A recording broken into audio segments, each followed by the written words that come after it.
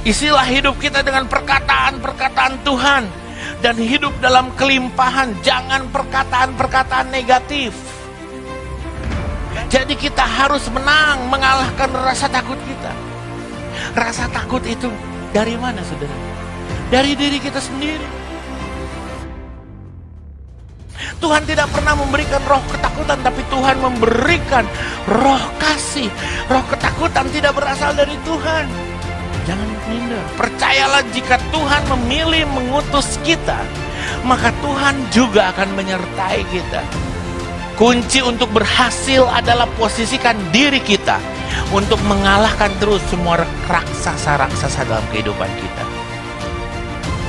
Banyak yang berkeluh kesah, aduh, dagangan saya sepi, kerjaan saya macet dan lain sebagainya. Ingat, pertolongan Tuhan tidak pernah terlambat. Pertolongan Tuhan tepat pada waktu. Jangan mereka-reka yang jahat-jahat, saudara. Apapun hal yang tidak baik, Tuhan sanggup mengubah yang tidak baik menjadi baik. Tuhan sanggup. Jangan khawatir akan hari esok. Jangan khawatir akan masa depan. Jangan khawatir akan pekerjaan kita, keluarga kita, kesehatan kita, semua ada di dalam tangan Tuhan. Dia berdaulat penuh atas hidup kita. Jangan lewatkan seri khotbah Pendeta Yehezkiel Philip Tangkulung, tayang perdana setiap hari Minggu pukul 5 sore di channel YouTube GPDI Tasikmalaya.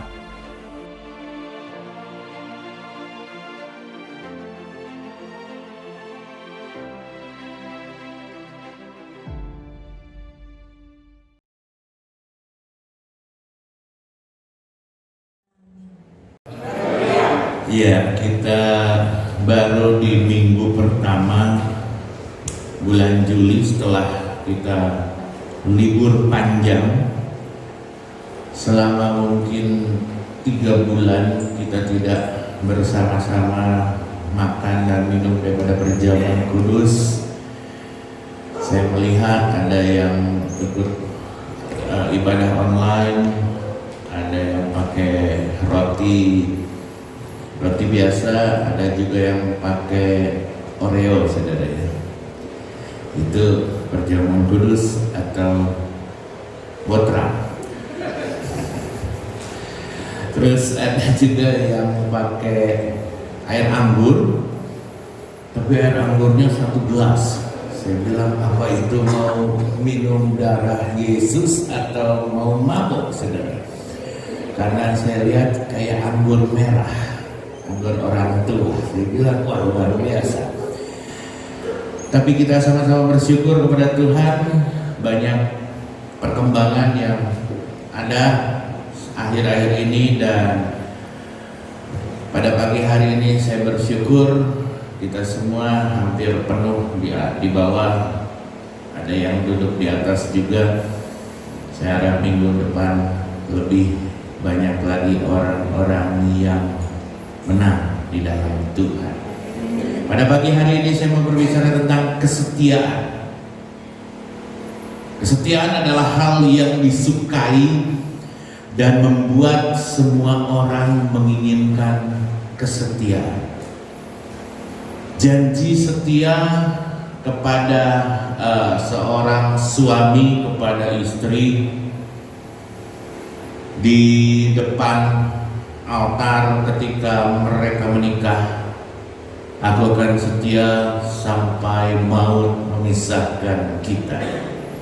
Kadangkala belum maut, kadangkala masih sakit gigi, seorang suami minta dicerai sama istri. Kesetiaan ketika berjanji di depan penghulu sudah pendeta, bahwa aku akan setia sampai maut memisahkan kita. Istri masak terlalu asin, kadangkala, aduh, nyesal saya punya istri seperti kamu. Itu dalam rumah tangga. Kesetiaan adalah hal yang sangat disukai. Orang yang lagi berhubungan berpacaran sangat senang dengan orang yang setia. Setia dalam arti bukan setiap tikungan ada, saudara. Setia kan, setiap tikungan ada, berarti ada pacar. Tetapi kesetiaan yang benar-benar sampai akhir. Amsal 19 ayat 22. Amsal 19 ayat 22. Kesetiaan adalah bisa kalau backgroundnya diganti.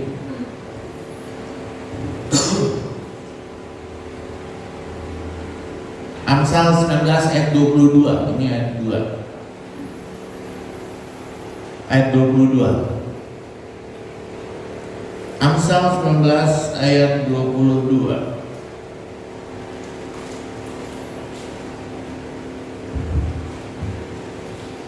Sifat yang diinginkan pada seseorang ialah kesetiaannya.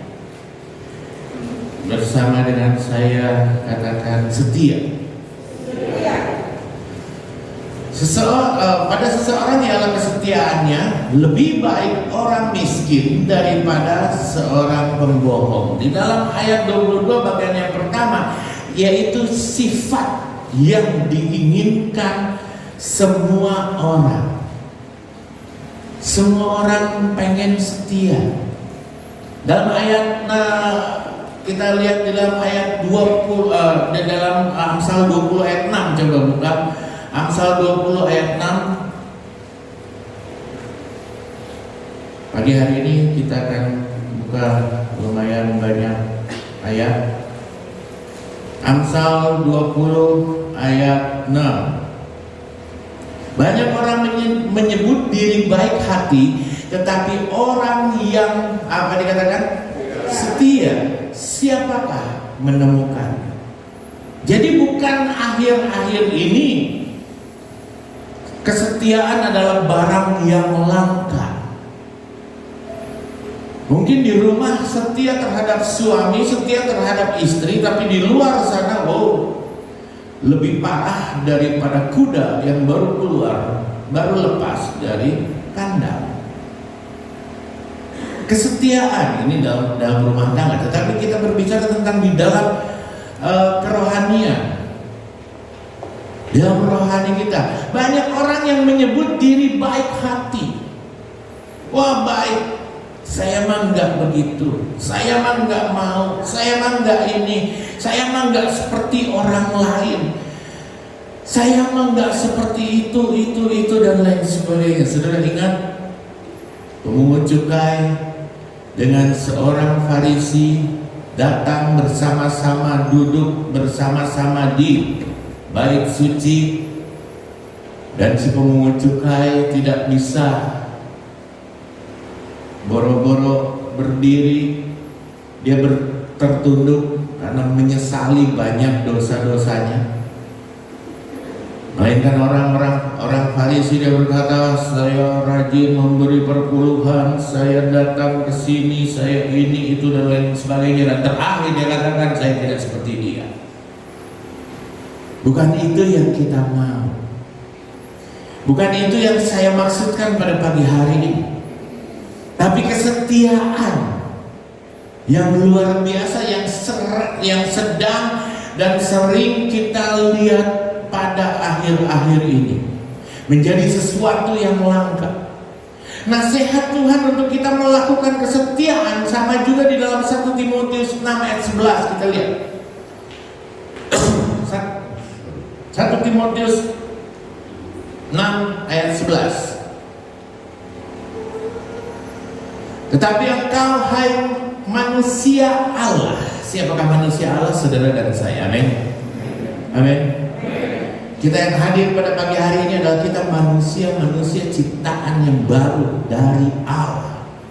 Jauhilah semuanya itu, kejarlah keadilan, ibadah, kesetiaan, kasih, kesabaran, dan kelembutan. Ada kata kesetiaan juga di sini. Jadi bukan di dalam Amsal saja. Di dalam perjanjian baru, Timotius, di dalam suratan Timotius ini dikatakan nasihat Tuhan untuk kita melakukan kesetiaan seperti melakukan pengejaran. Saudara, kalau mengejar target, sekarang susah untuk mengejar target. Banyak orang yang berkata, waduh, corona membuat saya begini, corona membuat saya begitu, dan lain sebagainya. Corona membuat kehidupan ekonomi saya begini. Target saya belum tercapai. Yang harusnya mungkin masa-masa kemarin momen yang indah, Lebaran dan masuk sekolah. Oh, itu momen-momen indah untuk kita mendulang emas. Tapi begitu adanya pandemi ini, aduh, hancur semua. Firman Tuhan katakan, kejarlah keadilan. Mengejar sesuatu berarti kita harus tahu apa yang dikejar. Saudara, kalau mengejar sesuatu target, pasti saudara tahu target saudara apa. Tidak sembarangan saudara mengejar. Kejarlah keadilan, firman Tuhan katakan. Kejarlah ibadah, ibadah yang sudah lama banyak orang tinggalkan. Kejarlah keadilan, kejarlah ibadah. Banyak orang yang apa istilahnya, tidak suka lagi beribadah, lebih baik di rumah cari aman. Tapi beberapa kali saya pernah ketemu mereka yang bilang nggak bisa beribadah, saya nggak pernah kemana-mana. Saya pernah lihat ada di Mayasari Plaza. Wah, saya nggak pernah kemana-mana, saya diem di rumah. Oh, ada di Asia Plaza. Saya pikir ini kepala tukang parkir atau kepala jasa penitipan helm atau gimana. Dia ada di setiap mall, saudara. Luar biasa. Ibadah dikatakan, oh, gereja mah sumber penyakit. Oh, saya bilang luar biasa. Gara-gara pandemi ini, jadi akhirnya tempat-tempat ibadah dinyatakan sumber penyebaran. Kejarlah apalagi kesetiaan, kejarlah kasih, kejarlah kesabaran dan kelembutan. Kesetiaan Tuhan tidak diragukan lagi. Dan itu harus menjadi dorongan dan motivasi bagi saudara dan saya yang hadir pada pagi hari ini untuk selalu setia, karena Tuhan sudah lebih dahulu setia. Kita tidak setia berdoa saja, Tuhan Allah dari sorga selalu melihat, selalu mendoakan kita. Kita nggak setia beribadah, kita nggak setia ingat sama Tuhan. Tuhan ingat kepada anak-anaknya. Tuhan menginginkan kita menjadi orang yang setia. Kesetiaan diwujudkan kepada Tuhan juga kepada sesama. Amsal 3 ayat 3, coba buka. Amsal pasal 3 ayat 3. Janganlah kiranya kasih dan setia meninggalkan engkau. Kalungkanlah itu pada lehermu dan tuliskanlah itu pada loh hatimu. Janganlah kiranya kasih dan setia meninggalkan engkau. Karena apa? Karena banyak sekali, makin hari makin banyak sekali orang-orang yang meninggalkan kasih dan kesetiaan. Kita harus mewujudkan kesetiaan itu di dalam berbagai hal.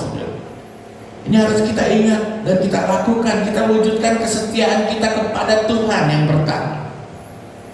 Untuk menyatakan kesetiaan kita kepada Tuhan, maka salah satu yang harus kita lakukan adalah kesetiaan beribadah kepada Tuhan. Bagaimana kita mau disebut oleh orang, oleh Tuhan bahwa kita adalah umat-umat yang setia kepada Tuhan kalau kita jarang sekali beribadah kepada Tuhan, jarang bersekutu. Beribadah artinya bersekutu dengan Tuhan, baik di dalam doa secara pribadi, baik merenungkan firman Tuhan, baik dalam gereja, ibadah-ibadah raya. Itu tandanya kesetiaan kita kepada Tuhan. Teladan dalam hal kesetiaan ibadah kita bisa dilihat dalam diri Daniel. Kalau saudara melihat kehidupan daripada Daniel, setiap hari dia ada jadwal, 3 kali sehari dia beribadah. Kalau saudara baca di rumah nanti Daniel 6 ayat 11 tentang bagaimana dia seorang Daniel yang setia dalam beribadah kepada Tuhan, menyembah Tuhan, berdoa kepada Tuhan. Nah, ini hal-hal yang sudah banyak orang Kristen tinggalkan. Kesetiaan begini yang sudah banyak. Banyak yang memakai istilah saya lansia, padahal baru umur 49 tahun. Bilang aja alasan tidak mau ke gereja. Saya emang gak bisa datang ke gereja. Bukan gak bisa, gak mau. Inilah yang harus kita lihat. Kesetiaan kepada Tuhan yang pertama. Kesetiaan kepada Tuhan. Bagaimana cara kita beribadah kepada Tuhan. Ketika kita datang di dalam percobaan yang paling dulu kita doakan, Tuhan berkati saya, cukupkan saya. Tuhan, saya banyak utang Tuhan. Tuhan, saya banyak percobaan. Tuhan, saya ada sakit penyakit Tuhan. Sembuhkan saya. Tetapi kita dituntut setia kepada Tuhan dalam beribadah. Kadang-kadang kita tawar sama Tuhan, Tuhan minggu ini jangan dulu Tuhan. Ngeri Tuhan, bahaya Tuhan. Nanti datang ke gereja dalam keadaan sehat, pulang sakit Tuhan, bahaya Tuhan. Tapi ketika kita kepepet, ketika kita ada yang harus kita selesaikan, yang dahulu dicari adalah Tuhan. Tuhan, gimana sih Tuhan? Kan saya sudah ibadah. Sudah ingat minggu lalu saya berbicara tentang apa? Bangun dari tidur. Banyak orang yang tidur meskipun dia bangun. Dan ketiduran rohani ini membuat orang-orang tidak setia kepada Tuhan. Itu yang pertama, setia kepada Tuhan. Yang kedua, setia kepada keluarga. Keluarga dalam hal ini kesetiaan antara suami dan istri, orang tua, anak terhadap orang tua.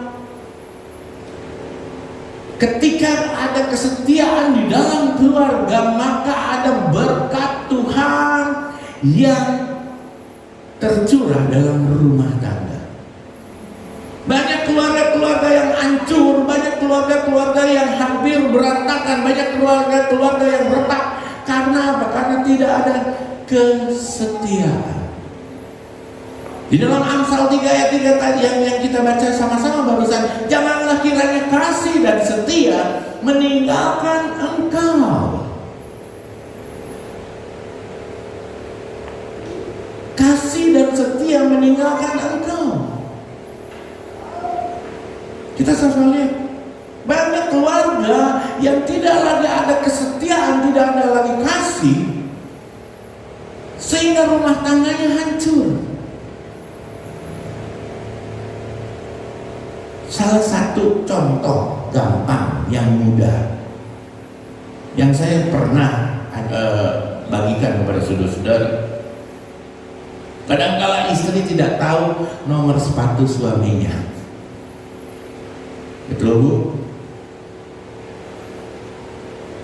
Coba saudara tanya istri saya, nomor sepatu suaminya nomor berapa? Berapa ya yang paling gede? Ingat saudara, ada langit di atas langit, berarti ada lagi.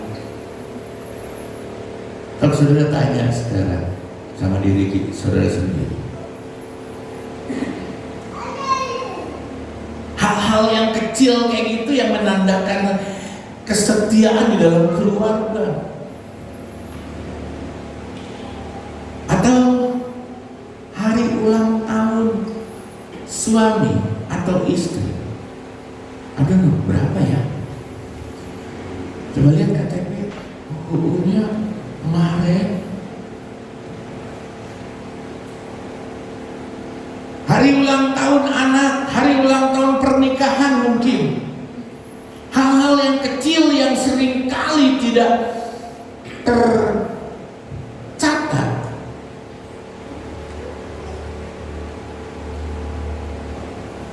Apa makanan kesukaannya?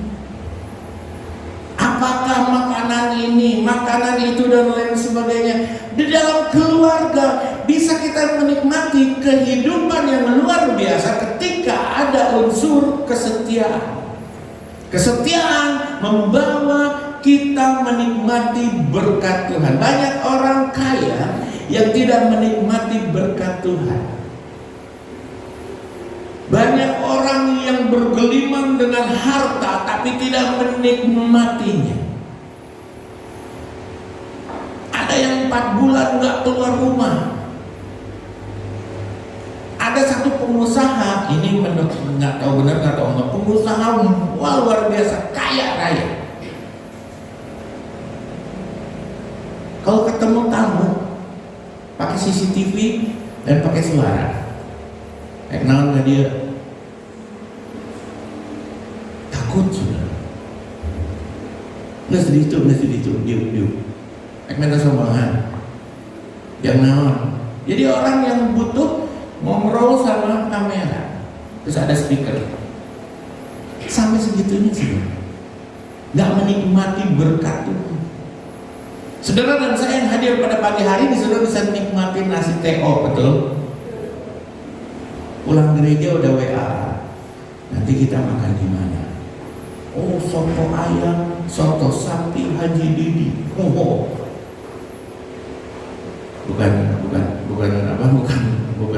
Bukan iklan ya. Kita makan di mana? Di warung Jawa aja. Ini dan wah, kita sama-sama berbeda dengan orang yang tidak bisa menikmati berkat daripada Tuhan. Pesan makanan pakai online, makanan udah sampai, taruh aja di depan. Dia mau semprotan. Disemprot. Ngeri saudara, takut tertular. Ini uangnya mau dipakai gantar. Saudara dapat bayangkan betapa betapa ketika kita tidak bisa menikmati berkat daripada Tuhan. Kalau saya mau makan di mana aja bisa, yang penting cuci tangan, pakai masker, dan berdoa. Simple. Nggak usah takut, nanti kena ya. Waduh, itu nanti orang tadi yang ngasih piringnya bersin dulu, wah itu udah lengkap sudah di situ. Tambah nasi panas, tambah air sop juga, tambah asin sudah.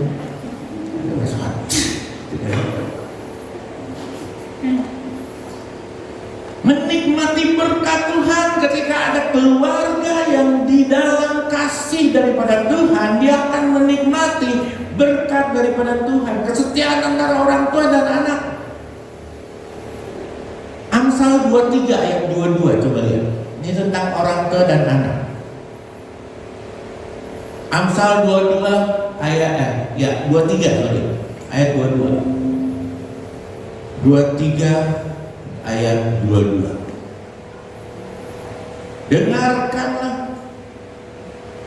Jadi ya. Dengarkanlah ayahmu yang memperanakan engkau. Dan janganlah menghina ibumu kalau ia sudah tua. Ternyata firman Tuhan katakan, dengarkanlah ayahmu yang memperanakan engkau. Jarang sekali orang-orang mengatakan tentang ayah. Ada selalu Mother's Day, hari ibu, hari ayah, jarang. Kalau di daerah timur ya, tapi kalau daerah barat, Father's Day itu banyak.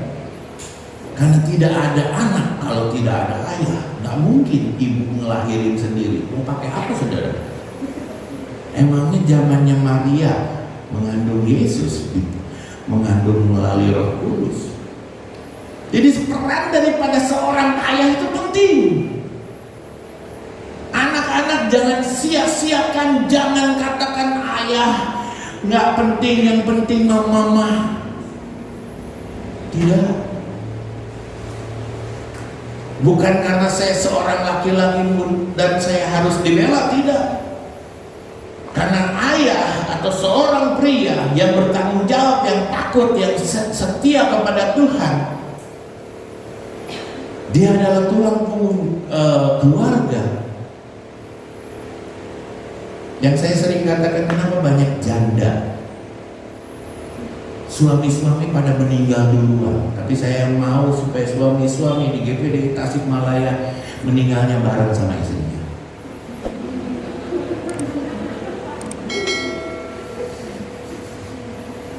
Karena apa, saudara? Kenapa banyak laki-laki yang botak sebelum waktunya? Mikirin istri, anak-anaknya yang tiap hari nyang. Di sini mah nggak ada ya, saudara ya. Nggak ada suami-suami nggak botak sebelum waktunya. Saya lihat banyak yang pakai rambut. Entah itu palsu, entah itu asli, pokoknya berambut. Banyak suami-suami yang kena serangan jantung sebelum waktunya. Karena apa? Karena istri, karena anak-anak. Maaf, saya bukan kena serangan jantung karena istri saya, bukan. Saya kena serangan jantung karena memikirkan jemaat.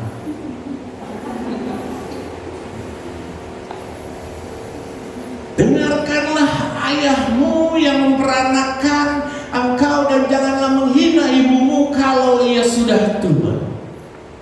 Supaya apa? Kunci daripada menikmati berkat Tuhan. Amin. Ketika kita setia menikmati berkat Tuhan, ketika kita setia juga, yang terakhir adalah tugas dan tanggung jawab. Setiap kita sudah diberikan tugas tanggung jawab masing-masing, dan Tuhan mau supaya kita setia. Setiap di atas tanggung jawab yang Tuhan sudah berikan. Kalau saudara ingat tentang perumpamaan, Yesus memberikan perumpamaan tentang talenta. Ada yang dikasih 5 talenta, ada yang dikasih berapa? 2 atau 3? 2 talenta. Dan yang terakhir ada yang dikasih 1 talenta. Yang 2 orang yang dikasih 5 dan 3, yang 2, mereka mengerjakannya dan mendapat untung sesuai dengan apa yang diberikan. Yang 5 dapat 5 jadi 10, yang 2 dapat 2 jadi 4. Tapi yang 1 dia kubur talentanya. Biarkanlah kita menjadi orang yang setia, baik dalam tugas pelayanan, tugas tanggung jawab di rumah, tugas tanggung jawab dalam keluarga, pekerjaan, studi. Karena apa? Karena Tuhan melihat. Jangan mentang-mentang kita punya talenta cuma 1, kita kubur. Kita nggak mau layani Tuhan. Ini yang hati-hati, saudara. Kita melakukan kesetiaan, maka kita akan menikmati hasil dari kesetiaan itu. Pada pagi hari ini saya mau menutup dengan apa hasilnya ketika kita setia, saudara? Hasilnya adalah kita dijaga oleh Tuhan. Selama banyak mara bahaya, virus yang dihadapi oleh orang di seluruh dunia tidak kelihatan. Coba kalau saudara kelihatan, virus itu berbentuk seekor kuda misalnya. Dari jauh kita lihat, oh si kuda itu datang, kita menghindar kalau kita tidak bisa menaklukkan. Ini kita nggak bisa menaklukkan, nggak bisa melihat aja, nggak bisa. Tapi oleh kemurahan Tuhan, sampai saat ini kita dalam keadaan sehat, itu karena penjagaan Tuhan, karena buah daripada kesetiaan saudara dan saya yang hadir pada pagi hari ini. Amin. Dan saya berdoa buat semua jiwa-jiwa di gereja Pantai Kosta di Tasikmalaya, supaya mereka setia dan mereka dijaga oleh Tuhan, apapun itu. Dijaga, kesehatannya dijaga. Tadi pagi saya melihat ada satu artikel kejahatan suami istri bawa anak kecil nyuri motor dan udah berhasil beberapa motor dibondol. Jadi orang tidak akan menyangka bahwa suami istri itu adalah maling. Karena apa? Karena tuntutan ekonomi. Suami di PHK, nggak punya uang, akhirnya jadi maling. Setia dalam perkara yang kecil, saudara. Supaya Tuhan jaga kita, jaga harta kita, jaga berkat-berkat jasmani kita, supaya tidak bocor ke sana kemari. Uang banyak tapi bolak-balik ke dokter, bolak-balik ke dokter spesialis, bolak-balik sesek, bolak-balik cuci darah dan lain sebagainya. Kita berdoa biar Tuhan selalu jaga saudara dan saya. Hasil dampak dari kesetiaan kita dijaga oleh Tuhan. Yang kedua, kita diberikan tanggung jawab yang lebih besar lagi. Saya akan tutup dengan satu kesaksian sebelum kita makan dan minum di perjamuan kudus. Singer musik boleh datang mempersiapkan diri. Kesaksian saya begini, saudara. Dulu sebelum ada wabah pandemi yang mengguncang dunia, seluruh dunia, saya berniat ambil mobil karena DP lagi murah, bisa 10%.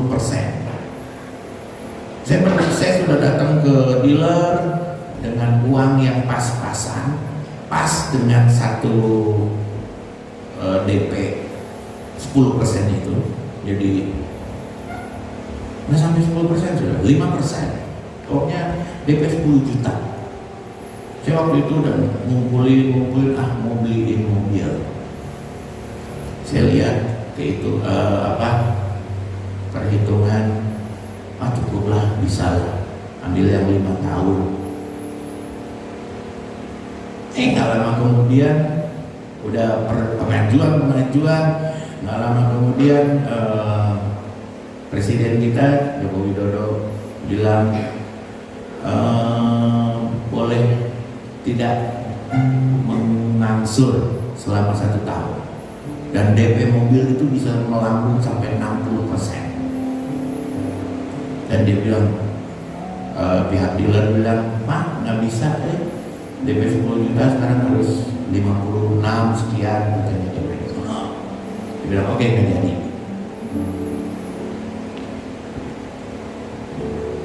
Apa yang saya mau katakan? Coba kalau misalnya difixkan, dibuka jalan, saya akan bilang, aduh, mau bayar pakai apa?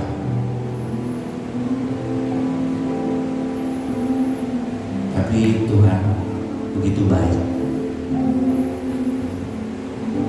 Tuhan tutup jalan untuk saya punya mobil karena Tuhan tahu bahwa kami tidak bisa angsur cicilan dalam keadaan situasi yang seperti sekarang.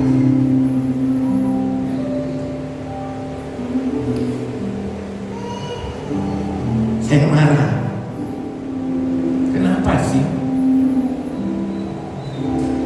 Kenapa nggak bisa? Tapi begitu saya melihat ada ibadah online dan bukan saya mengecilkan Tuhan bahwa banyak berkurang apa yang saya dapatkan. Saya baru mengerti rencana Tuhan yang begitu indah dalam kehidupan kami sekeluarga. Saya katakan, Tuhan ampuni kalau mungkin saya sudah marah sama Tuhan. Tapi apa yang Tuhan sudah buat itu yang terbaik. Dan akhirnya saya putuskan ambil motor dengan harga, dengan cicilan. Apa yang Tuhan katakan? Mungkin belum saatnya diberikan kepercayaan yang lebih dari Tuhan. Dan saya mau saudara-saudara setialah dalam perkara yang mungkin tidak terlihat orang. Tapi saya mau katakan kepada saudara-saudara sebelum kita makan dan minum perjamuan kudus tubuh dan darah Yesus, setia dulu dalam perkara yang kecil, baru kita akan menikmati berkat Tuhan yang luar biasa yang Tuhan sudah siapkan buat saudara dan saya. Nyanyikan lagu ini karena salib